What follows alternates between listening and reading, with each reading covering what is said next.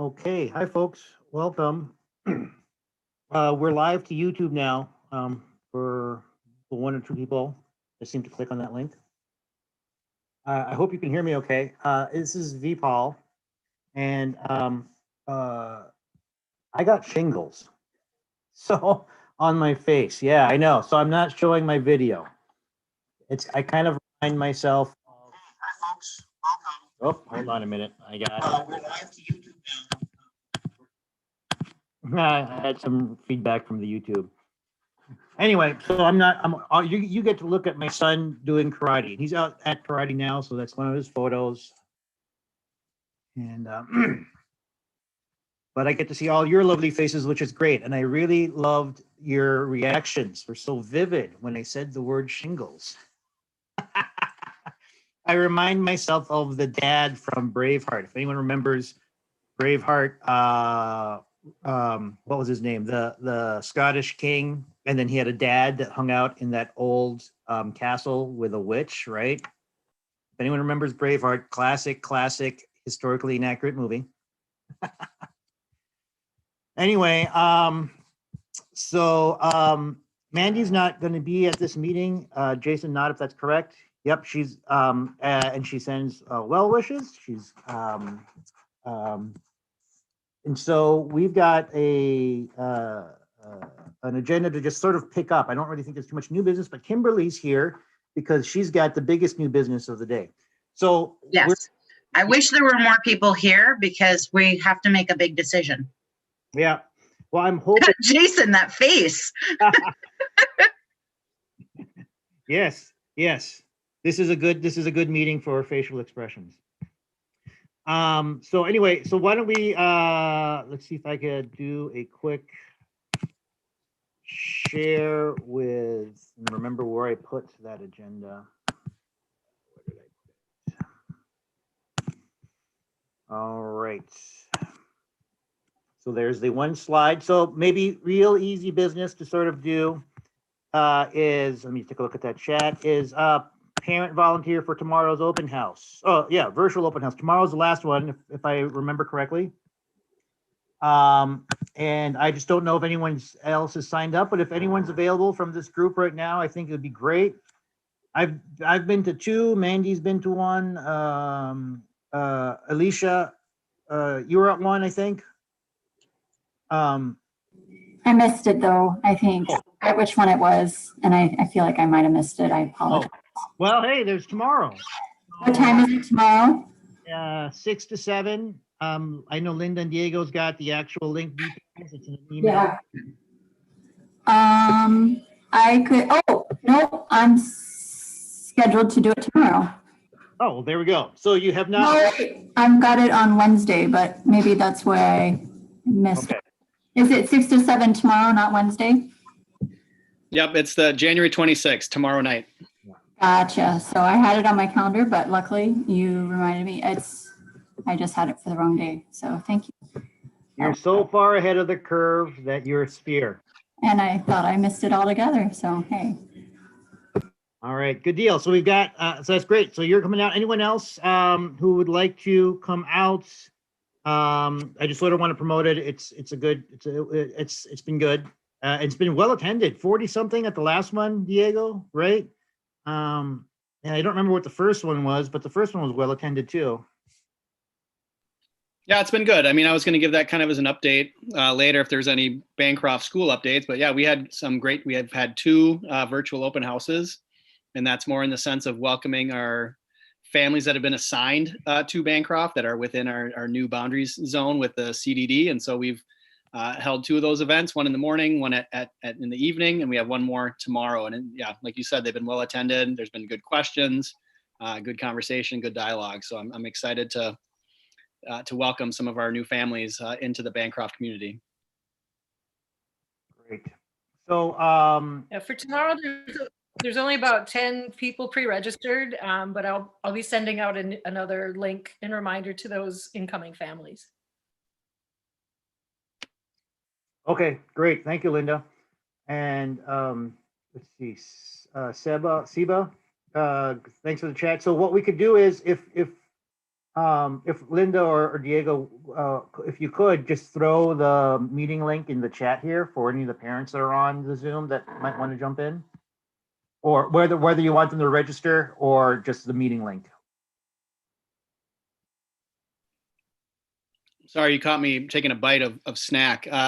Linda can throw that. She has the link. We'll utilize the same link that we have in the past, and then it's the same one that we use for our coffee, tea, and IB. Okay. And so Great. Linda can put that in there for people if they want to attend tomorrow night. Great, thank you. Any further questions about virtual open house? Okay. Okay, great, thank you. So moving on, treasurer expenses update. I thought this would be just, well, I mean, not to put words into Jason's mouth, but I think there was some emailing back and forth about some stuff over break. So I figured this is just a good time to sort of recap what we may have committed ourselves to. And particularly since this is a good meeting, we're talking about the plant fundraiser and then some other expenditures that might be coming up. So just a good kind of base. So Jason, are you in a place to sort of just recap where we're at and what maybe we had paid for over break? Yeah, sure. Thank you. Hi, everybody. Since our last update, there was about $3,257 spent from Zoom update to a check that was written in March of last year that just went through, and a couple others. There was mask purchases. I believe Nicole purchased 600 masks. Not exactly sure on that, but that ran $1,950 of the $3,200.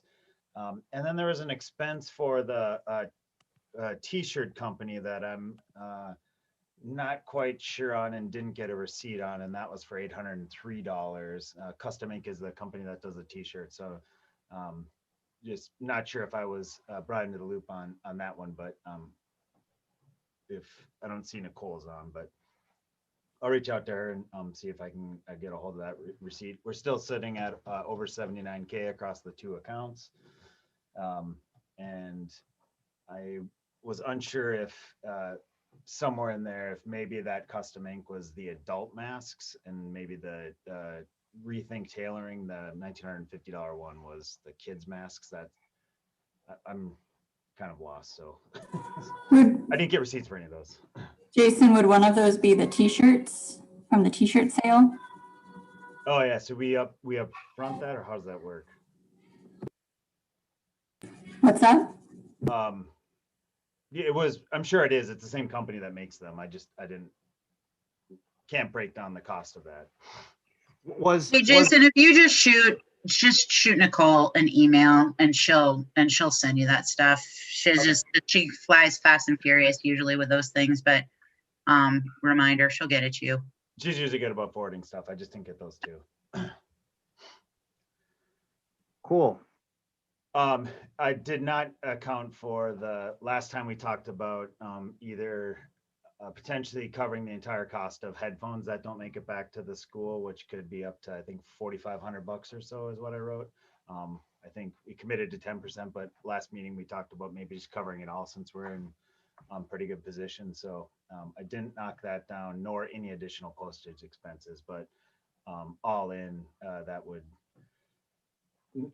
would put us about 75K. And then we had talked about last time teacher appreciation and remote field trips, and didn't get any further with those. So Yep, that's where we're at the moment. great. With the regarding the headset, were we waiting on the school's input for what the next step would be? Because I do remember we did sort of commit to the idea of it. Do we just need someone to say what that might cost or what the next step is? Diego or Linda or Brianna, do you remember? Yeah, I think we're going to hold off to see how many made it back to school, and I think we were still going to, go forward with those costs. I think we were also waiting to see which brand were the most suitable or the most reliable, and I think from what I can recall is maybe somebody was going to check with Andy because he was the one that previously ordered the headphones for school, and so that might have been a next step also. I don't know if anyone had a chance to do that. Okay. Oh, we'll make a note of that. Okay, I do a note about that. I'll just volunteer and I'll shoot Andy an email and see if he has. Great. I feel like also his notes are probably in the Google Drive because we went through so much research on that. But it's, or Andy will know off the top of his head. Yeah, sure. We could dig there too. Okay, it's good to just know a next step. And then there was a follow-up to another thing that Jason reported on, and now of course that has escaped me. Oh, in terms of postage, did we? I know we did a round. 2 rounds. With 2 rounds, thank you. How is that going, or is there another round that's coming up? That we how's it going? I mean, is the amount of money that we sort of set allocated to it, that's been enough, or it's been sufficient? Is it a Linda or Diego or Brianna question? I will say that the majority of the stamps are still sitting in my office or in teachers' mailboxes. Okay. And so I think they were not as, I guess, widely used as we had anticipated. And so I would say for now, I think we're good. As far as having to restock or anything, I think there's plenty for staff. And now that, half our school and half our teachers are coming back in person, I don't think we'll have that significant of a need. So I would say let's just hold off for now because we still have a significant amount. Okay, great. Yeah. Good to know. Thank you. Okay. Were there any other questions to Jason regarding what he's updated us on and what we might be spending on? I'm just looking at the faces and looking at chat. Okay, great. Thanks, Jason. Appreciate it. Welcome. Okay. Potatoes spring plant sale fundraiser. Kimberly, the floor is yours. And I know we had an email about possible virtual solution. I'm curious what you ended up with. Okay, well, hold on one second. Oh, Do you want to share screen? No, I don't. Okay. I had just a list of questions. So I think you're right. There is an online option that then gets followed up with about 100 questions. So I think our first decision, so I'm going to throw a whole bunch of stuff out to the group and then open it up to listen to everybody's perspective on what we should do. Last year we had planned for it and then we canceled it because we went into a lockdown thinking that this whole thing was going to last a few weeks. And, here we are getting closer and closer to a year later. So I think our first decision has to be whether or not we have a spring plant sale in the traditional way that we've always done it. It's Justin and I, and he's here, he's listening. We've been talking about this a lot over the last month or so. And so I just want to think about, the pandemic isn't ending anytime soon. Many of our families still won't have received the vaccine before May. You can understand that I'm concerned that we can't do this in a 100% safe way that also follows all of the health guidelines that Diego and his team have to follow in order to keep the kids who are returning to school safe and healthy, and the teachers and the staff. So yeah, the situation will likely be different in May, but we don't know how. We don't know if there'll be a huge drop in cases and we'll feel safer, or if, God forbid, there'll be a big spike and we find ourselves in yet another lockdown. We don't know. So I just want to throw out these questions to you and then we can have a discussion. So let's just say we say, yes, let's go forward with a plant sale. And if that's the answer, then I have a whole follow-on discussion on how that would work, because yes, there is an online solution, but there's lots and lots of logistics and questions we'd have to answer around that. But first, how could we organize a pickup if no visitors are allowed in the school? Who would be bringing the plants out to people? Because pickup goes over 2 days and we can't rely on the weather and we can't leave the tables of flowers outside because they likely won't be there the next morning. That's something that needs to be worked through. How are we going to support proper sanitizing of all the surfaces that we do it once, but then they're covered with plants, and then people go in and they touch the tables and it needs to be sanitized again, but there's living plants on there. What do we do about that? How do we ensure that everybody has proper PPE, because there's costs associated there, like masks and sanitizer and all of that. So for volunteers who are working it, as well as for people who are coming to pick it up. So I start with that as a place for us to think about in order for us to pull this off successfully. And I do have an alternative for what we might do, but I just want to, you know, particularly Diego, Brianna, Linda, I want to hear from you guys about, from the school's perspective, how do we do this in a way that we don't put people in harm's way and we don't, for lack of a better phrase, break the rules?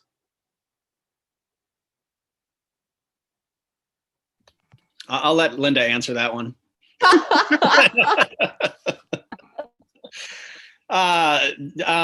Yeah, so that's kind of the whole logistical nightmare that I shouldn't say nightmare, but the puzzle that Brianna and I find ourselves in right now too, with trying to figure out how to welcome back nearly 300 students and staff safely into our building, and make sure that parents' worries and anxieties are you know, acknowledged and recognized, but also like taken care of, because we'll take care of your kids the best that we can, and nothing right now is guaranteed. And so I'll just throw that out there for right now. But you know, we've done materials distribution and pickup, and that has gone successfully. You know, we've had the hand sanitizer and masks and all those protocols that we've followed. You know, we've had maybe one or two families or parents, caregivers in at the same time, standing, you know, at least 6 feet apart. So I think logistically, I think we could maybe figure it out. But again, it would be, you know, having somebody come to the door saying, you know, I'm Kimberly, this is my order, and then somebody doing the order pickup and running it out. I'm wondering just about the setup. I know last year we had, or not last year, the year before, we had a whole bunch of tables down the hallways with all the plants, and we did utilize the cafeteria. I think half the cafeteria. Right now I need the entire cafeteria just to fit 2 classes of kids, because I'm fitting 3 kids per table. And so those logistical pieces, I think we can eventually figure out. I'm not saying let's do it, you know, guns a-blazing. That's bad. Sorry, I shouldn't say that. But that's, you know, I'm not saying we should do it, but I'm also saying that we shouldn't not do it because of the logistical pieces. I think we can maybe eventually figure out, and I'll let Linda and Brianna add anything too. They may think differently than I do right now. I mean, I guess I would say that I think that we could figure it out. I mean, you know, in the same place as Diego. I think that's kind of what we're in right now. We're figuring everything out. That's the conversations that him and I just had for the last 8 hours. And so I mean, I think that, you know, we can, and we'll just kind of take it as it comes. I think that there's ways that we can do it, whether it's a drive up and someone comes and, you know, and says, I'm here for this. And, you know, we'd have to have the right amount of volunteers. So there would be those pieces. But then I think the question then becomes, you know, is it worth it? You know? And so then I think that would be the conversation, maybe that the PTO. So like, what do you get out of it? And as a school and as a PTO, what do we get out of it? And then how much additional work, not only for the plant cell itself, but then additional work and effort are we putting in for the safety and the safety of, you know, following COVID-19 procedures, and then coming back to, you know, is it all worth it? Like, we can say it's 100% worth it to make sure that we have our kids learning the best they can and doing, you know, our best to provide the learning that certain families need right now in person. Is a plant cell worth it? You know, I don't know. I guess I don't have an opinion either way. I think that we would make it work if that's what PTO decided to move forward with. And, oh, sorry, Linda, go ahead. I was thinking, I mean, if you could look at this as maybe a placeholder year and just scale everything way back, have a lot less options. So there's just gonna be less inventory to have in the school. I mean, just scale everything way back and not be trying to like break sales records, but just kind of have this as a placeholder year. So we still have, I mean, we know how it works. And that would just make all the logistical parts of safety, I think, easier too. I have two ideas about that. So I think this is sort of a good place for me to bring that up is that, especially if we look at like a drive up. So Paul's Market has taken everything online, and that would mean, well, it means two things. One, like families could go in and they do their whole entire order online with access to their entire catalog. I want you to know we normally look at maybe 10% of their entire catalog. So one person could go in and just order one of one thing and another person one of another thing, and we could end up with this like logistical plant nightmare. They are willing to scale that back. Like Jane Paul actually told me, she was like, we could just offer the baskets, or we could just offer the hanging plants, or you could just pick, you know, a small number of things. It's still all online. So however we ordered it, because then I get down to like, well, let's say half of the students are back in school. So yes, you still have backpacks available. What about all of the kids who are still in distance learning? Does that information get to them? If it's online, what about the families who don't have credit cards? They then can't participate unless we have a paper version for them and they can turn in a check or cash, which is what we've done before. And it starts to get like this, right?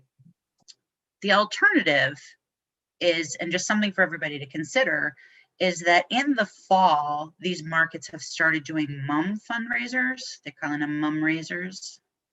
And you figure maybe we have 2 or 3 different colors, and then people can order whatever they might want of mums. And then they're literally like picking up the lunch boxes. They're brought out to people's cars as they come out.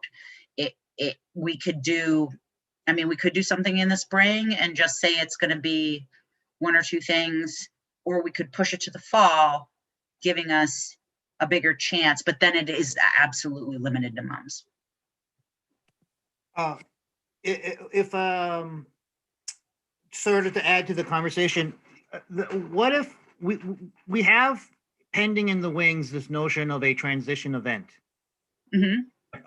Not a convocation is a wrong word for it, but this notion of CDD with 60% of our kids moving on, we were thinking of something live on campus as a send-off, kind of like the welcome that the school did at the top of the year.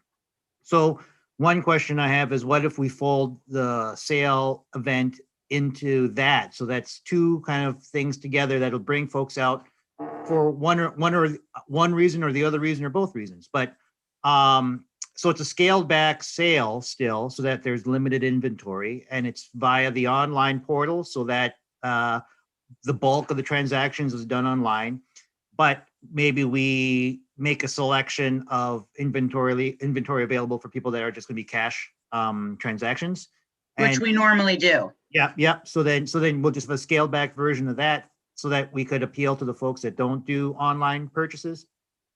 But it's also part and parcel of the one day event. And so instead of it being a 2-day, since it's scaled back anyway, it's a 1 day. People are coming out for the sale to pick up stuff, and they're participating in whatever the event might be in the wings. And I know we're putting 2 what ifs together. We're putting the what if sale together with the what if transition event. But so then you're thinking about changing that towards closer to the end of the school year. Is that what you mean? no, it could Because still normally we do this at Mother's Day weekend. Yeah, it could still be May. Because I think there's going to be a lot of traffic and a lot of other stuff going on. And so if we could still do it in the normal time period. The other thing I'd like just mention as an anecdote is the Miss Kira did that plant thing last spring during COVID. Remember, I don't know if you remember this, Diego. It was during one of the lunch pickups when Bancroft was still a site. And I was kind of impressed with how many people sort of turned out for a free plant giveaway. I've never gotten to experience this plant sale because last year was my first year here. But I was impressed by that, and I thought that was kind of great. And at the beginning of COVID, and people were kind of down, and it was a nice kind of upper. And so I know a year later, this is the next version of that, because I imagine Miss Kara didn't do any more plant orders for that garden idea. But One thing I would say is that on an order of magnitude, the plant sale fundraiser is much, much larger, and organized chaos is the best way I can describe what goes down. You know, in the morning on a Friday, these trucks pull up with all these plants, and we had just enough volunteers to pull this off. And that was, you know, last minute begging a former principal to help us figure out where things are supposed to go. And luckily she's a neighbor, so she's still willing to help. But it's a big thing for $7,000. And I don't want to sound negative, because it's not that we don't want to do this. I just want to make sure that we make the right decision, that the return on the exponentially increased need for us to have volunteers, keep people safe, make sure the school is safe, make sure that everybody in the Bancroft community can participate in this for a few $1,000s is what we want to do. And I know that sounds super negative, and I'm Right. No, I think that's absolutely a fair point. I think as part of our discussions these last couple of meetings has been that with few expenses, we're sitting pretty from a financial standpoint. So I think we could definitely this year, consider plant sale as a quote unquote the return to normal, but scale it back. It's an event to have for the sake of the community, not necessarily for the fundraising aspect of it. And it gives some normalcy to the people that have experienced it 1-2 years already, and we missed it last year, obviously. And if we tied it to another event, it didn't need to be a standalone whiz bang success necessarily, but it's kind of the idea of people coming. Oh, sorry, Silas was home from karate. People coming out to this day for one thing or the other thing or both things. So I wonder if it's easier to also get volunteers together when the events are, because we're going to need volunteers, I imagine, for whatever this transition event is. And again, I do give Diego and or Linda and or Brianna an opportunity to say, stop usurping our transition event, Paul. Because I just want to put in there as a parent who's volunteered at a couple of plant sales with Kimberly and more just like as a helper. I guess I might be in the boat of, sort of is it worth it? Honestly, because I think I love it because it is organized chaos, but it's fun in that way. I don't really see this as going to be fun, honestly, in that chaotic way, because I think that it's the size and scale is really great. It's really nice way for families and neighborhood residents to pick up all of those plants and to make that worth it. I think I don't know. I'm not feeling super excited, and our budget's good. I think that families might be more strapped to want to volunteer, and I think getting people engaged and having somebody who can organize that'll just be tough. You can. I'm on the boat of I love it. I'm going to miss it, but I'm not going to be heartbroken if we don't do it this year. Can I interrupt really quickly? Sorry. Yep. Paul, I don't know who's in charge of the waiting room, but I'm getting some emails from some folks that were either dropped from the meeting or want to get in and they're not being allowed. So. Okay. Yeah, there's one person there. Okay. Maybe Julie Graves. Okay, great. Yep. All right. Thank you. So I think that's certainly those are fair comments. If the alternative is to do the fall notion, which I have no idea how well that would. I don't know in our community what people would want to do but I've seen in other schools, in other school districts, in other places in the country. Actually, my sister-in-law does this in outside DC. That they've been really popular because people buy, much like people are buying plants to plant in their garden to beautify their yards for the spring and summer, and that's nice. And the same for the fall, they set them out or they have them in the house, and it's just smaller and easier to manage. That's the only reason I bring it up. And actually, there's no reason why we don't add it as a fundraiser, and maybe we do mom sales at the same time that we're doing book orders or something else. But it was just a thought to buy us a little bit more time as people are starting to get the vaccine, as maybe by fall life will be sort of more normal than it is today. I say, like, with all my things crossed. Versus in May, we just don't know. And with more contagious strains of this thing coming out now, we just don't know what's going to happen. And there is an enormous amount of work that goes into this. It's absolutely worth it for that community connection. And gosh, we're all going out to buy plants for our gardens anyway, so they might as well benefit the kids at Bancroft. I'm super nervous about us being able to do this in a way that works. Do you have a sense of what plants people buy at what frequency? Yeah, I think over the last couple of years, we've had a fairly standard kind of catalog, but it's like, oh gosh, I have to guess now. I'd have to go look at the order form, but it's close to 30, 35 different options that people have been able to choose from. And we, over the last, I'd have to say 5 years, we haven't changed it up that much. We introduced some new ones, not last year, but the year before. We actually had changed some things out last year because certain flowers weren't available anymore. But, you know, it's the typical stuff. It's less vegetables, it's more flowers, lots of annuals, and grasses kind of thing. But the other thing that has actually been our most profitable, many fewer are purchased, but it's way more profitable, are the hanging baskets and the planters that are gorgeous. We bought 2 last year, and not last year, the year before. And they lasted in our garden all summer long. But they're pricey, you know, they're like $30, $35. It's not like I'm buying some, you know, a grass for $2.50. So the price point for the most part is $2.50 or $5 for the smaller plants that you're going to put into your yard. Yeah. The reason I asked was I think similarly, like I don't know if the shake is worth the squeeze, so to speak, or whatever that cliche is, that you know, the risk that we would incur to pull it off and not really needing for fundraising. And I'm of the pessimistic mind that even if school's full on next year, there's probably not going to be a lot of field trips and sending kids out into, you know, so even from an expenses standpoint, like probably at least in the fall, there's a good chance that you know, there'll be fewer expenses still.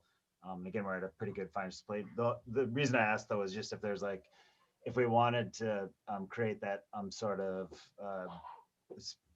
community feel with the plant sale, that if we knew that people at a really high rate only buy these handful of items, and we could make something really simplified, because it seems like when I did the plant sale 2 years ago, no, it's not that case.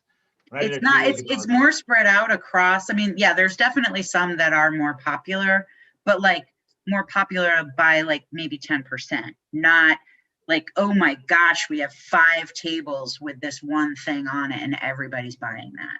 Yeah, because that would be great, because then we'd be like, oh, let's just sell whatever, these 3 things. But the 3 things really turns into 15 things. Yeah, and the challenge is like people like have to go and search things, so there's a lot of like wayfinding, which would increase the exposure and what at risk and all those kind of things. Right, it's that, or we need a small army of volunteers that's actually picking each order and bringing it to people when they've shown up. Yep. So I mean, it sounds to me that we're taking the cautious approach, and it kind of feels like we're saying, let's put it on the back up on the shelf or the back burner or one of those sayings too. I'm going Brianna's route with the sayings right now, but I think it's something that we can hold off on then, because I think we're all trying to err on the side of caution. And, when we're welcoming families in and we're saying, yep, this is a school sponsored event or a PTO sponsored event, then that kind of puts some of that pressure or liability on us as an organization. And so, it seems in a sense that we are trying to err on the side of caution and not be having people in places that they don't need to be in for any particular reason, even if it's trying to create community or come together. And so, I know this is kind of a long conversation, and it kind of sounds like we just want to just put it on pause for now, and then revisit something in next year. Right. Well, for the thanks, Diego. I think that was a great kind of way to sort of put a cap on the discussion. I wonder if we could, just for the sake of process, everyone who's got a chat, just basically we've got something on the table to vote on. So let's, one is a yes to postpone and push off, and a 2 is to try to do something, put something together, and just throw it in chat since it's kind of difficult to see people who are not on video. 1 is postpone, 2 is to still try for a May window of some variant. And we'll just let that go.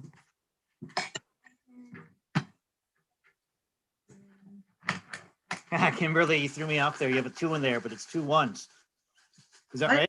That's right. 2 1 votes. 2 1 votes. Sorry, Yeah, 2 votes total. Yeah.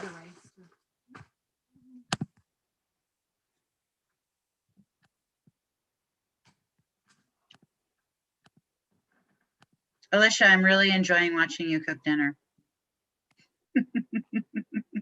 I believe that's a unanimous decision. Yeah. All saying to postpone. So I think that's the safest bet and the safest route. So like I said, I'm comfortable either way. Like logistically, we could have thought about ways of pulling it off, but I think this will be in everyone's best interest. And then I would actually like to propose that at our last meeting of the school year, that we do talk about, is there something we want to do in the fall, like a back to school mom raiser, just to add it to the agenda, the last meeting of the year, because it's something that Justin and I can work on over the summer and pull other parents into. It's again something that we could do online. It could be drive up, and we'll know more about kind of what we're facing locally in terms of the pandemic. All right. Yeah, we could certainly make that happen. I know Alicia's got that note for us to remember. Simultaneously. She's like, oops. And Well, it's also on the recording, but okay, great. So moving on. Thank you, Kimberly, for bringing the discussion to our table. Moving on, the other couple of topics is virtual field trip opportunities, which we never really moved on over break, but as I think the timing of it would have been drowned out anyway with how things sort of shifted. But now the teachers are moving into a 1 week of prep coming up. And so I wonder if now is a good time, I think, to get it in front of them somehow.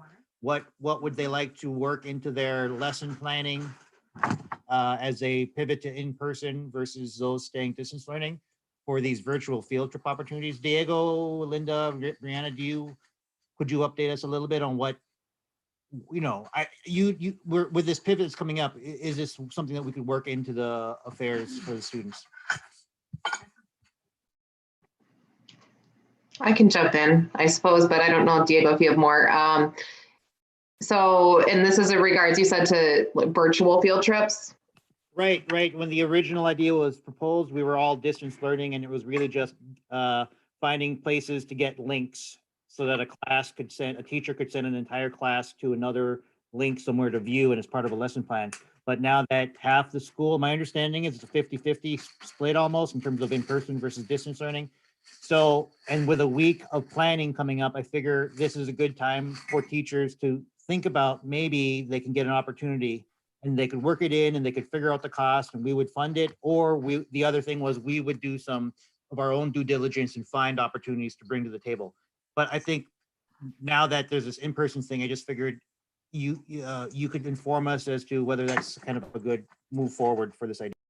Yeah, I mean, I would say that, Diego really has something to Go say. for it. Okay, No, go for it, I was Leanne. gonna say, through this transition week and definitely like the collaborative planning, I think the first step for that, and I don't believe it has been brought up in our collaborative planning yet, but would just be in what ways can the PTO support in virtual field trips? So as we plan through like our IB units, virtual field trips could be utilized with in-person and online since our students aren't able to go on real field trips.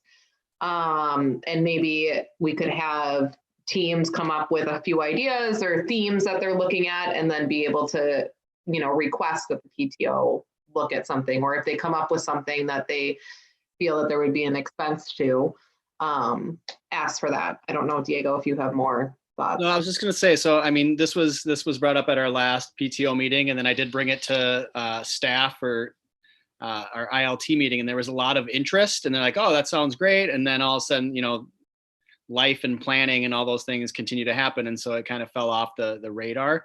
But I think it's still something that, we should be looking into, and I can bring it back up to teams. But I think just in this whole transition, there's going to be so much that's going on, and trying to unpack that, I think it's an exciting thing to try and offer. So hopefully we can, get some field trips or virtual options for all of our kids. Cause I think, our in-person kids aren't gonna be able to go anywhere either. And so how can they both participate in some virtual opportunities, the in-person and distance learning kids? I think what would be helpful just after we start to get our bearings here again through this transition would just be kind of in what ways could a teacher, like a system, if there's something that is that costs money, in what ways could a teacher ask or request that from the PTO, or if there's something like a specific way. So then we could tell teachers, if you're interested in XYZ, then you could request it this way from the PTO. Can we use the same way that we did before? Yeah, I don't think we need to reinvent the system. I think really what it is an open encouragement to faculty to know that we'd like to foot the bill of something. Yeah. So that the kids get to see something. I think for sure the distance learning folks, this is an easy task, an easy opportunity to participate in. The in-person might be the bigger challenge because I don't really know what the classrooms are outfitted with when it comes to remote technology. I mean, I know there are flat screens, but is there a microphone attached to that flat screen? Is there a camera attached to that flat screen so that there's two-way communication between an in-person class and the virtual field trip opportunity, for example? Like, let's pretend the virtual field trip opportunity is some kind of art demonstration with a participation aspect, right? And I don't know what classes are outfitted with in terms of that kind of gear, but and so maybe that might involve PTO support for that too, to make that happen. Something that could be rotated from class to class so that there's two-way communication from the classrooms. But truly, I think and again, we'll put this up to a vote. I'd like to encourage it. I would think now's a good time for it, unless teachers are so slammed on this 1 week just to get normal teaching going, which I really don't know I really don't know what's on their plate for the week, other than, make sure things are 3 feet apart or whatever. I think we should just keep with the same system, let the teachers, if they have an expense that they have a good idea for. I mean, teachers are amazingly innovative. They'll figure out what they need and how they need it. And then we just got to make sure that link works. And I think I had it before where it sent an email. So I just want to double check to make those that still works well. And then make sure that teachers have access to the link in some way, shape or form. So that way they don't just get into a black hole of requests and we don't know what's going on. Yeah, and I will say, I mean, there's going to be an incredible amount of load that teachers and administrators, I'll throw us in there too, that we're going to have to carry in the next few weeks. And so I know teachers will be welcoming new students into their classrooms. They'll be, redoing rituals and routines and relearning how to be in a building. And then learning how to be in a building during a pandemic to make sure, like somebody said, kids stay 3 feet apart, or that we're washing our hands and wearing masks. And so I think the capacity right now for a lot of us is we're already, I mean, someone, you know, we're already drowning and someone threw us an anchor. And so that's how I feel right now. And so I think that's how a lot of people are feeling. And so it may be one of those pieces where, yeah, it's a really fun thing to do, but I feel like right now, like we just are trying to figure out how to tread water or like get that anchor off of us so we can float back to the top. But it's definitely something that, you know, I'm going to encourage. And again, those first couple weeks are going to be getting to know the new kids and getting to know like how to be back in space together, because I think Kimberly said it's almost been a full year since we've been. March 16th was the last day that we were in Bancroft as a school community. And now it's going to be, you know, February 8th for our littles and then February 22nd for our bigs. And that's almost a full year since we were last together. And I think there's going to be lots of those learning opportunities too. And yes, maybe those fun virtual field trips will come, but I think the first couple of weeks are just going to be really hard for us to wrap our heads around what this looks like being back in person and also having half our kids in distance learning. So it's like running two schools at the same time.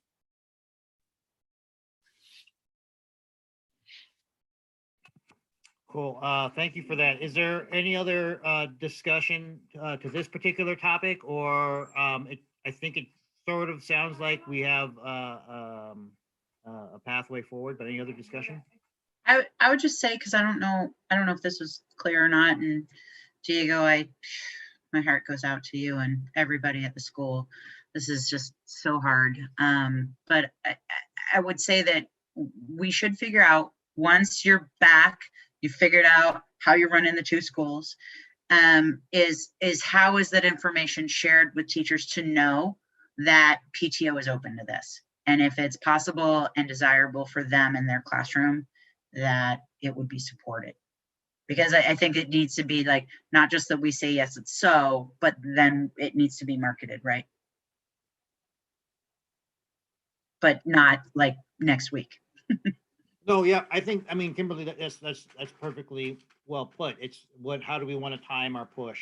And I imagine, Diego, it's easy enough for you to just bring it up at one of your staff meetings, but like, I know, for example, we intended for there to be a PTO letter to the teachers to sort of say, hey, we'd like to do this thing for you.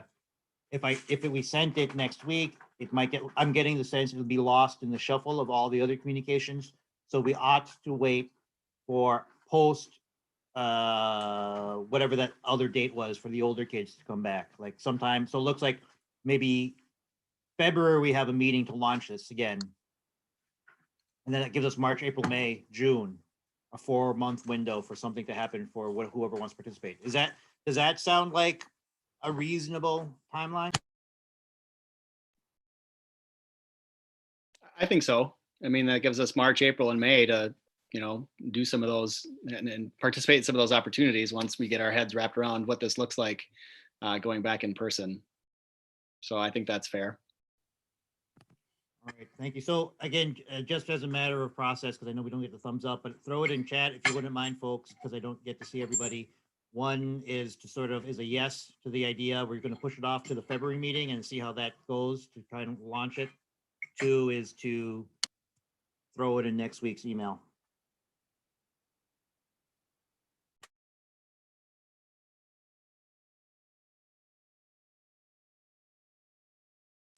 I'm confused. Can you repeat those options? Sorry, Or- yeah.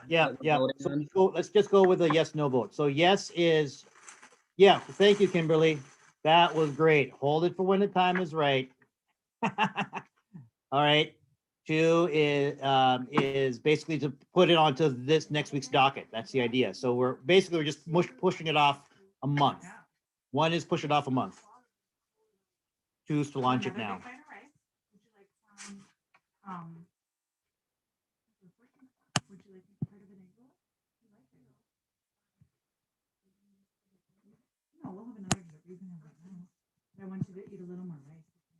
Oh, Well said, Emily. Definitely.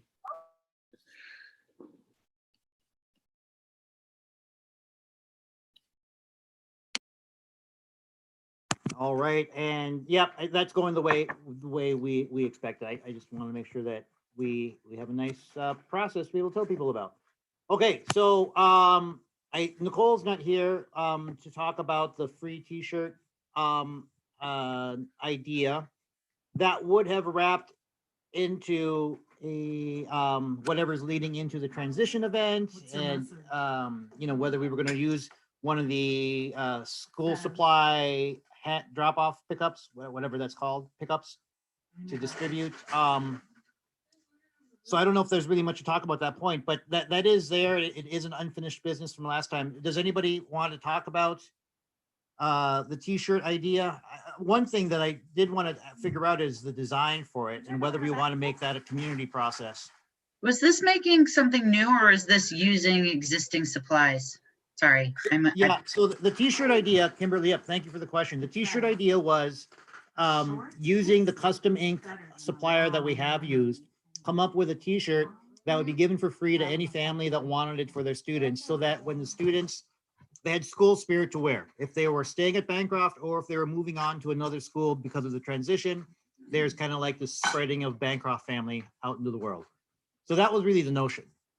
And we had considered using the school supply pickup as a distribution point for this. We would just get a variety of sizes and say, you're a small, you're a large, you're small. The actual logistical process hadn't been thought out. One of the ideas that I do remember now, one of the things we landed on, we confirmed that our current vendor can take online orders where people can say their sizes, so we can get the right sizes. That way we wouldn't have to guess how many larges we needed. We would just, people would sort of online fill out sizes, and then we would pay for them as a PTO, and then they'd be handed off at pickup. That was kind of the notion. And Kimberly got a question. Yeah. So then we would be asking people in advance if they wanted one, or we would just have them available and we would give them to people at the pickup if they wanted one then. Yes. So yes, the idea would be to sort of make it a thing to participate in. We're doing the shirt. We'd like for you to have the shirt to remember us by as you leave. Go to this link and put in your size order. I think that would be the bulk of it, but then we would probably still need to just have, you know, a handful for people that never got online, that can't get online for whatever reason, and just have some random sizes. But I think the notion was that the bulk of it would have been pre-sized. So we sort of already know, you know, I'm going to guess here, we already know 75% of what our inventory is going to need to be, because people went online, picked out a size. It was just gonna be one design, but we also have not put a design together yet. And then it would just get sent home with kids who are at the school, right? Well, So now that their kids are at the school, that kind of changes their distribution point, doesn't it? But that's something to be worked out. But truly, where this is on the table still, because this was on the table last meeting without any resolution. So the biggest thing I think was last time was figuring out, is there an online sizing opportunity? And the answer to that is yes. We looked into that and that was possible. And so then the other question became, okay, so when do we want to do it and what's our design for it? I would like to propose simple, and let's keep with the yellow shirt design that we've already put together this year. It'll match the other designs out there. It'll be nice and regular. The yellow ones I think are newer-ish, so we might as well celebrate it and put it out there, and it'll be easy and we don't have to make any other decisions. Well, I think there's an opportunity to sort of engage with the community about a design. I mean, could you simply say to folks, have your kids doodle something and maybe that makes a design? I mean, obviously there would be some redesign. we could ask Miss Finney to help. Yeah, that could be a thing too. And it could be a specialist contest. Yep. I think there's opportunity here. And you're right, the yellow shirt was great. The only other reason why, well, I don't know. I mean, first of all, we may not want to do the yellow shirt again, because for people who already have the yellow shirt, they might, you know, want a different shirt. I don't know. I think that there are very many yellow shirts that any students got. I think I saw a lot of faculty purchase shirts and maybe a handful of PTO parents, if my recall was remembering correctly, but there weren't a lot of student shirts at all. So. Okay. Well, so let's why don't we do that? There is a sense that we are going to do this, should we just have, let's just have a discussion on the design element itself? I mean, what else would people like to see in terms of design element? Right now, we've got a couple ideas on the table. One is to try and funnel it through an engagement process. The other one is to use a design that's already popular, but may not have been distributed widely because not too many bought it. The yellow shirt is basically what I'm talking about. Are there any other discussion points regarding design? Can you remind me, I'm sorry, what did the yellow shirt look like? We'll grab one right. It was a tie-dye yellow shirt that said "We love Bancroft" on the front, and on the back it had a peace sign, the IB World logo, and then one other thing, maybe a heart, kind of down the back of the Okay. spine. Okay. I don't know how I missed that, but I did. It was And It then, was oh, there it is. It can kind of. kind of hard to see a little bit. I wanted to bring something up. So last year we decided not to get like the outgoing fifth graders Bancroft t-shirts because they're going on to a different school and they're going to be too cool to wear their Bancroft shirts anymore. So I'm wondering, like, how can we do this? So they're having a t-shirt that they'll wear at their new school, but I mean, we do want to encourage the outgoing families to have some community and allegiance to their new school as well.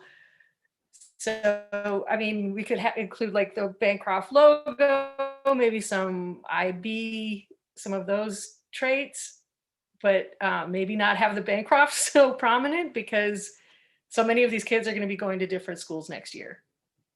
I don't know. Does that make any sense to anybody? Oh, it totally makes sense to me. I feel like I love the idea of us loving Bancroft. And, you know, I'm one of the families that will be staying at Bancroft because, well, I can see you from my front yard. But it's so hard on these families and it's so hard on these kiddos who have to leave their friends that I worry that it makes it like Bancroft is better than where I'm going. No matter what your opinion on that might be, I don't think that's what we want to do for our kids. I mean, I think we want them to feel positive about where they're going for their new school and the community that they'll build there and the new friends that they'll have. And maybe some of them will be old friends from Bancroft. But I mean, I love the spirit of this idea, but I also worry about the message that it sends to the kids. You know, I think it's a fair point, but I think regarding the last two, it's really all about the spin on it or the messaging of it. I mean, because the intended message was take what you've learned and what you've gained from this family and bring it out to the world, right? I mean, it's, you know, remember where you came from. That whole notion. You know, you are Bancroft, and now you're going out into the world somewhere else. And how can you share what that is, right? So that was kind of the positive spin on it, rather than the, which was meant to be the way of sort of selling the, or softening the blow of having to leave loved ones and familiar faces and familiar teachers in a familiar school. It sounds, the discussion has turned, which is great. I mean, I think it's a great point to have because we did not have this discussion when the idea came up, but we've sort of, now we're getting at the intent of the shirt more deeply than something to celebrate Bancroft. So the shirt idea has sort of turned here a little bit. Does anyone have anything else they'd like to add to that particular discussion, the messaging of it, or what kind of sense does giving the shirt away do to folks? I'm going to just throw out there that I think it's still I think that it depends when we're doing, if we do it on the last day of school, you know, I could then see your point entirely. But if you do it in the middle of the school year, I mean, like, I think that kids will still love it. It'll be still a nice gesture. I thought we keep it as simple as possible, maybe pair it up with another distribution event or some sort of pickup and make it optional. You know, if they don't want a shirt, they don't have to take a shirt. And then you get shirts next year to give away or raffle away or make prizes out of, like, and like, I think that it's a nice gesture. And I think, you know, my kids still have their preschool shirt. And I mean, I know fifth graders are different and middle school is totally a different world, but YMCA, you know, I mean, like those camp shirts, you get one every year. I mean, I think it's just like, you know, I think it's great, and kids are going to choose. And some of the kids won't even think anything of it either. I think the messaging is important. I agree with that. I don't think we need to be like, I think when we send off kids, I think we send them off with knowing that they had a great experience at Bancroft. And they're going to have a great experience in their next step in life too.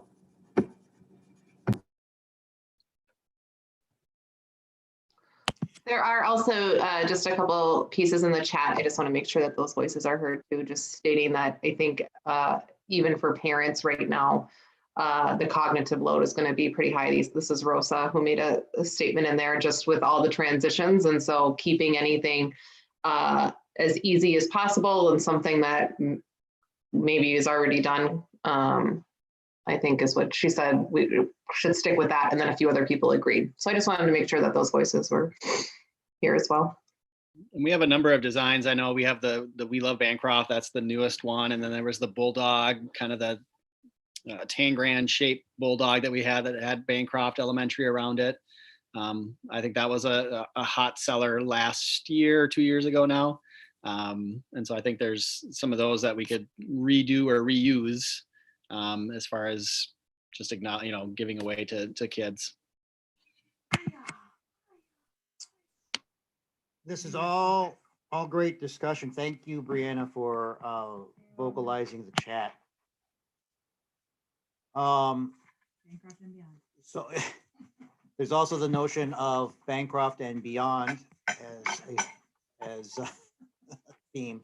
But okay, so let's There was, Paul, I don't know, there was also originally another design that was made, and I think I just tried to pull it up, but it was basically a laptop, and it said learning together safely apart or something like that. And that design I don't think made it very far, but that was, I thought that was an interesting way to acknowledge kind of the craziness of the pandemic and learning, in socially distanced times. And so I don't know, that could be something absolutely unique to the whole situation that we have found ourselves in the last 11 months. Yeah, no, that's certainly fine. You're right. That was the second design for the shirt that got dropped when the decision was to simplify the purchase shirt and went with one design rather than two. Okay, so it sounds like, there are design potential. So I guess it sounds like we will not do some kind of community engagement activity toward a design. Is that a correct statement? Is that something that needs to go to vote? I'm getting some head nods. I don't know if we need to vote on it. I'm looking down, agree. So that's not going to float to the top for a vote. That's fine. And so then we are at the point of just having to define a design, which we have at least 3 of already, and then just talk about the timing and method. And that could be a Nicole thing because she's the one with the finger on the pulse of that particular vendor and that process. So I'll leave that for our next meeting if Nicole can update us via email or come out to the next meeting. Does that sound fair in terms of a step forward? We still have to make I think design, and just if that we leave that there, are we leaving that? I don't want to have this discussion again next month, I guess, and start all over again. And so I will just propose that we keep the same design as we already have this year. All right. So there's a vote on the floor, and we're going to go to Chad for this. One is for, Linda, you've got a point of information. Go for it. Yeah, I was just going to say, so Nicole, she had mentioned that she's not able to make these meetings, and I think we could continue this discussion by email. Okay. Instead of putting it off for a month, instead of making a decision now, because I know Nicole's going to have opinions, and she's probably has some designs in her pocket, and so I think if we can continue this by email once Nicole is up to speed. Okay, that's a fair statement. So I think where we're at then is to modify the vote that's on the floor. It's a yes vote, a 1 vote is to keep the design, and a 2 vote is to continue the design discussion over email with Nicole. Does that make sense? One is keep the design. Two is email discussion with Nicole.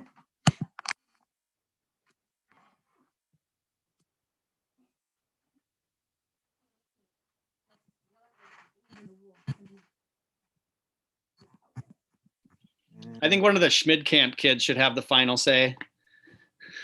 That's what I think, Renee. You want me to go get one of them? Yep, they can have the final say. They've been with us long enough. They can decide. Hit me up. No. So we'll continue the discussion through email. It sounds like that's the actual votes. Yeah, it looks like the twos carry. Okay, great.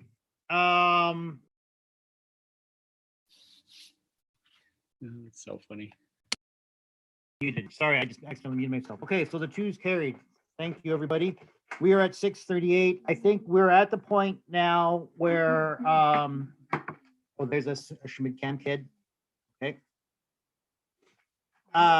We're at the point now of new business and or Bancroft business. Diego, this is your floor, or you have the floor, and Silas is just peeking in. You can't see him.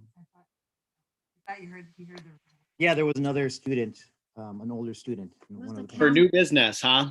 Yeah, we're at new business. We're at your business. We're at Diego's. I don't even know where to start. We have lots of business and lots of things that are happening at Bancroft currently.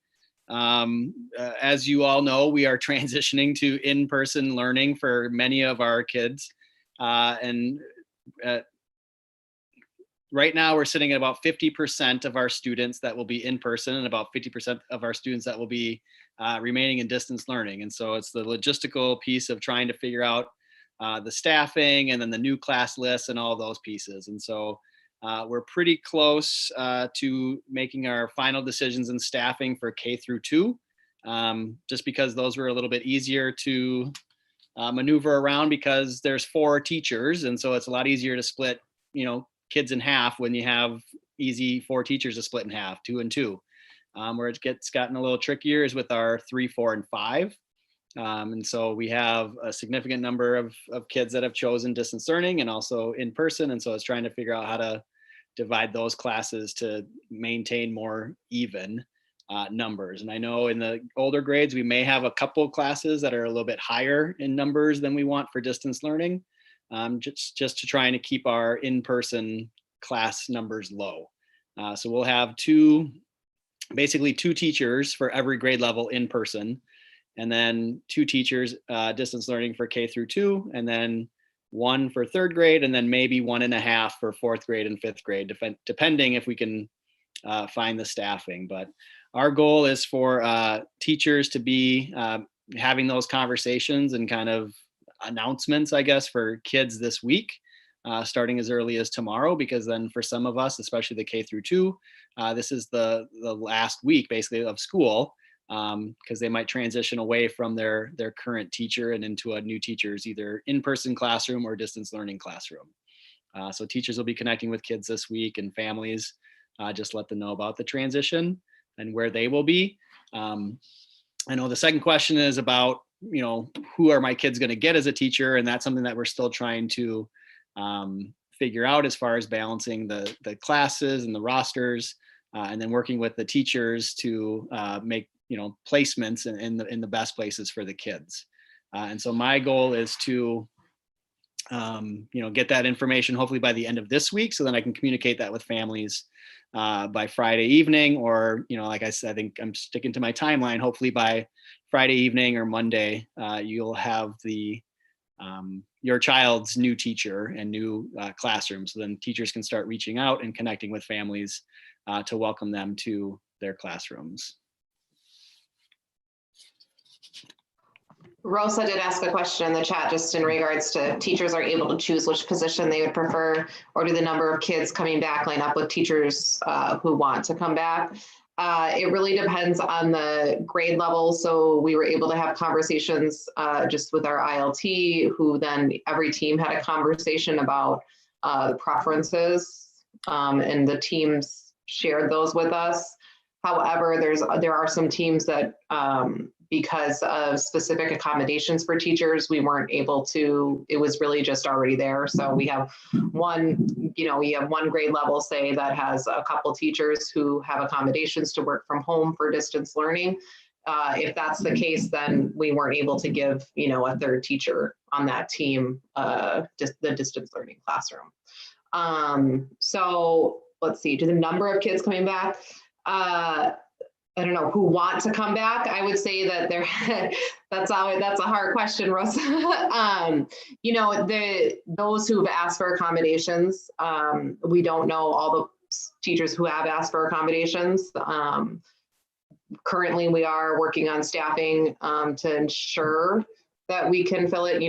Some teachers, there's some sticky areas of teachers who are trying to kind of hold out to see if they're able to work from home or not, and still waiting on accommodations or possible leads. So I don't know. I guess long answer short is that right now, yes. And so for K through 2, it's been a lot easier because we do have the numbers lining up 50-50. And then we have, like I said, the 2 in-person teachers and the 2 distance learning teachers.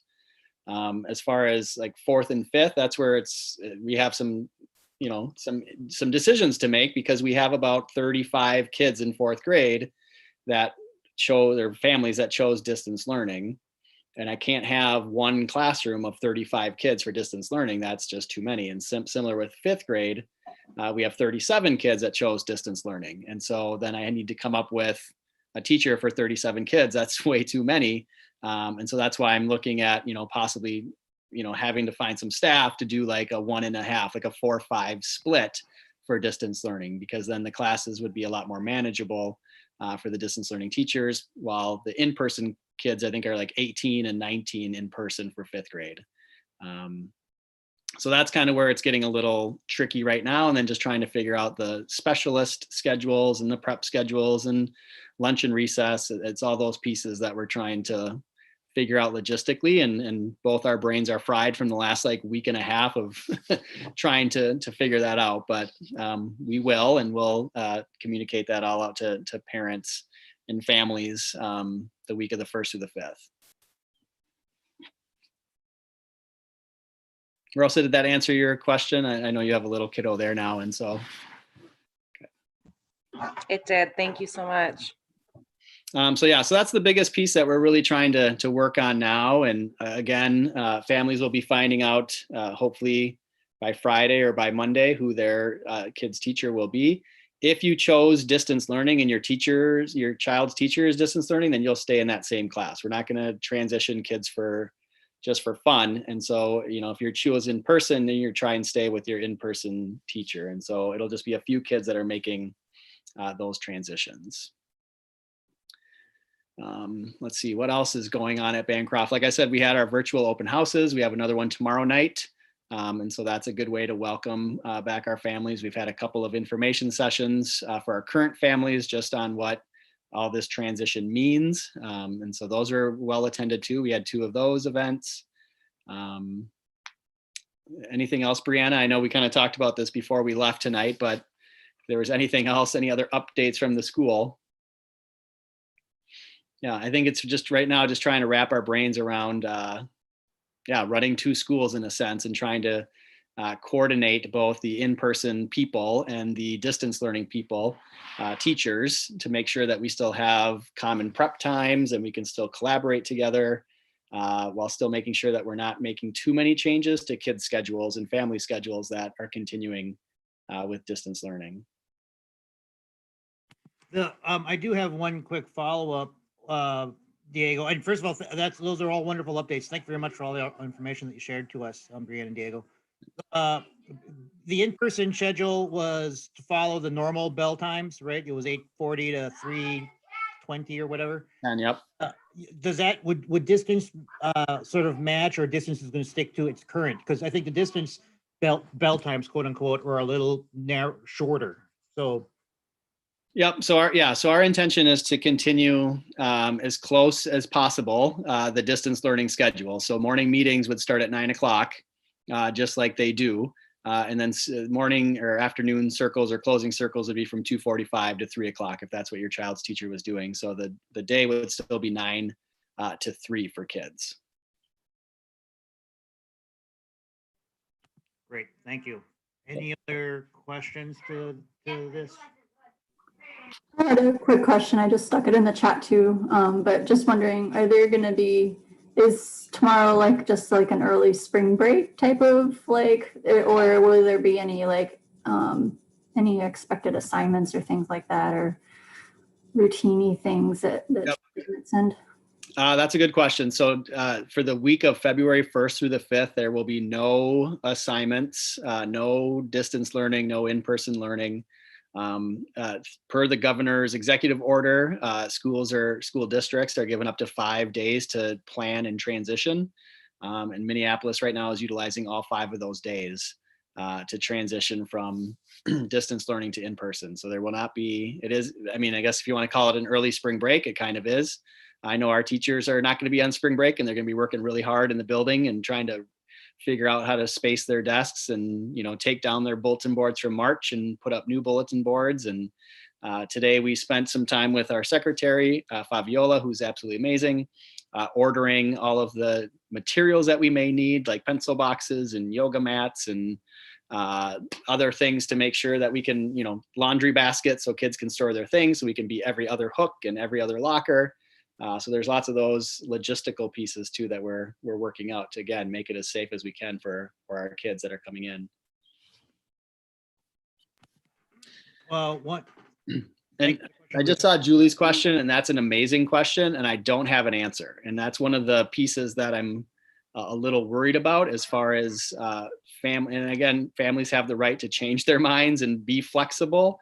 But if families do change to go from, you know, in-person to distance learning, the change can happen quicker than the other way around, but it'll still have an impact on classroom community and those things. I know I was just talking with a teacher today, and, you know, he was a little bit concerned because, okay, I've gone 2 weeks, I've set up my new rituals and routines, like we've got a thing going now with my kids, and now I get, you know, 1 or 2 or 3 new students.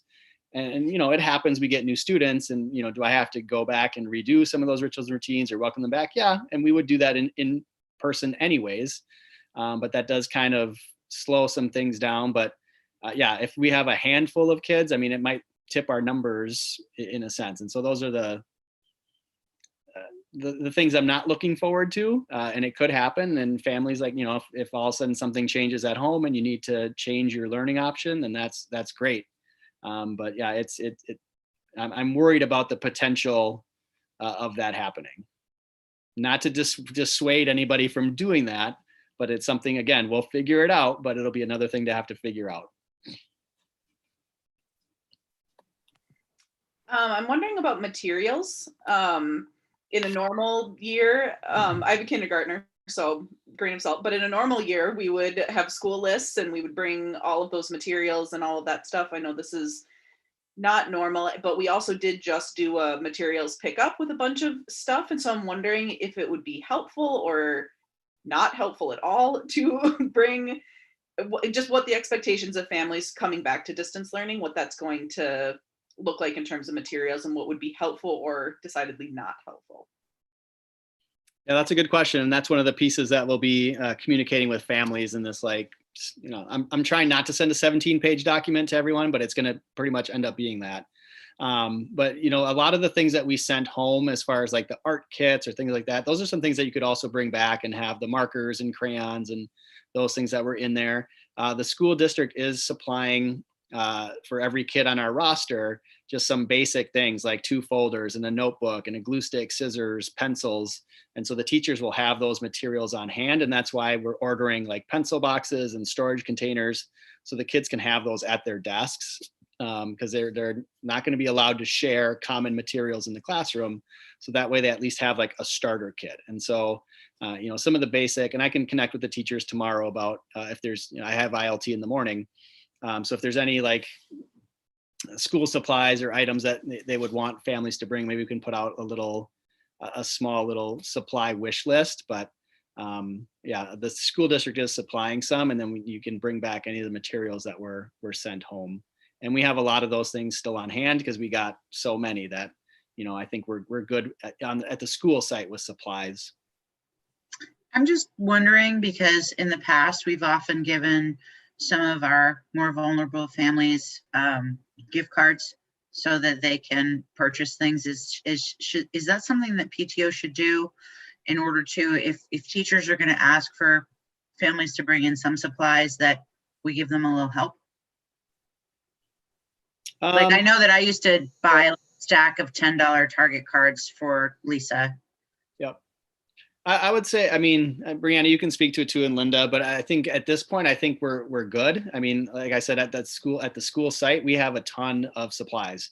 We have backpacks that are still full of school supplies from even last year that have pencil boxes and notebooks. And so there's definitely not like a major need. And then I know throughout this whole entire pandemic, I mean, we've had parents that have donated gift cards to our school. We've had some gift cards on hand also to be, buying supplies. We sponsored a number of families over winter break and got gifts and things and meals and things like that. And so I think we're pretty good right now as far as meeting the needs of many of our families in that regard. And again, Linda and Brianna, you can correct me if I'm wrong or add anything if you want. Great, thank you for that. I agree, Mr. DePaz. Thanks. All right, we are at 6:54. Diego, thanks for that update. Any other discussion on the items that Diego has brought up?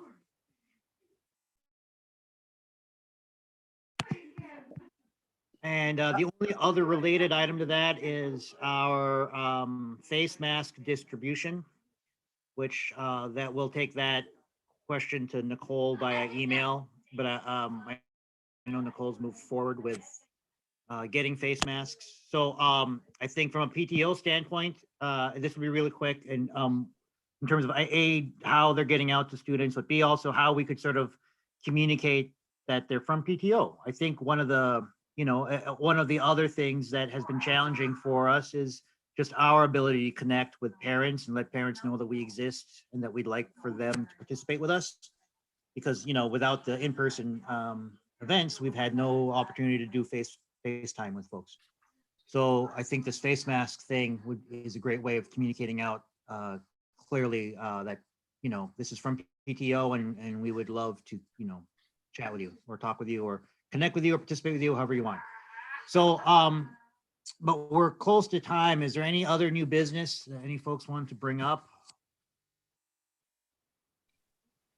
Well, Rosa suggested in the chat about PTO supporting teachers coming back, like sponsoring a breakfast, and that yeah. might be something we could do next week, the week of the 1st through the 5th, because staff will be back in the building and might appreciate having I think that's something there. That's totally doable. Yeah, that's totally doable. I imagine a head count, it would be easy enough for admin to give us on a particular day. And then we could just do a caribou delivery or something like that to the school. Yeah, I think that we'd have to refer to our COVID coordinator in regards to what kind, sorry, Diego, I'm just saying. I think that we just unfortunately just have to be careful. So maybe, yes, I think like caribou or some sort of coffee thing. I don't think that we could have like a spread of bagels per se, or any sort of thing where anybody would be close to each other's food. Like, alternately, what if every teacher was given, or sorry, teacher and staff, what if everybody was given a $5 caribou gift card instead? I think that would be very COVID friendly. Yep, that's COVID friendly, and we cannot accept gifts more than $5. So that would work with that piece too. So good luck, Jason. You get to go to Caribou and say, I need all these gift cards. Jason's still on. I don't see his camera. I am. But yeah, okay, so why don't we make that can I make so Diego or Brianna, you just need to give him a number. Okay. How many? And I might make a plug to do like a local coffee shop. Like I frequent Sister Sledge a lot. And so that might be something good to do also. I love Caribou, but I love Sister Sledge even more. Sorry, So. I was just being lazy. And they're right down the Sister street. Sledge is the way to go. Keep those Okay. sisters going. Yeah. 100% love them. Yeah. Okay, nope, I think that's great. So, I guess, Jason, this is on you. I could take a to-do. Honestly, I'm in Sister Sledge at least twice a week, and I live 2 blocks away, so I could just go ask them if they have that many, and I just need a count. And I don't know if I want to purchase them in advance and get a refund, or if they take a card over the phone or something, they might do that. Okay, Either way, whatever you're comfortable with. I'll email.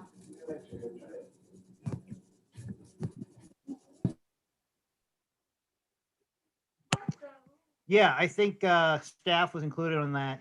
So we'll take account from staff about staff and faculty. Okay, so that sounds like that's an item that's going to get actioned on. Is there anything else that we'd like to bring up? Okay, so I was just going to say, Vipal, that I know that, and then I've said this, I think at every meeting that I've had the last like 4 or 5 times with families, but there's so many crazy, difficult decisions happening right now on so many different levels. And so we will do whatever, is in our control to make all the transitions as smooth as possible, whether your kids are staying, distance learning, or whether your kids are going to be in person. Our teachers are excited to be back in community also with our kids, and just to hear, I just heard some giggles. It was probably Silas giggling about something. And that's one thing that I've said over and over. I miss that life that kids bring to our building. And so I'm just really excited about, having that joy and that community brought back into Bancroft School, because it's a lonely place with just Brianna and myself and Fabiola and our engineers.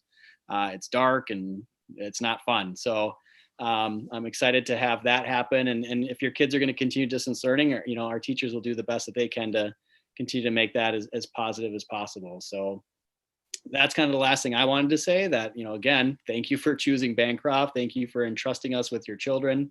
And we'll do the best that we can with them, whatever learning option you've chosen to send them in. So I know there's no easy decision and there's no right or wrong in this. It is what it is at this point. So we'll do what we can. great. Yeah, thank you for that, Diego. Yep. Okay, we're at time. So with no new business, motion to adjourn. We're good to go. I want to have supper. It was nice seeing everybody. Thank you for your time today. Stay safe. Thank you. Thank